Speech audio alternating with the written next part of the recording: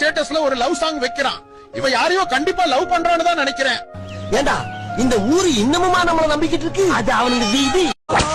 இன்பமா இருக்குதையா, இன்பமா இருக்குதையா, இன்பமா இருக்குதையா, இன்பமா இருக்குதையா, இன்பமா இருக்குதையா, இன்பமா இருக்குதையா,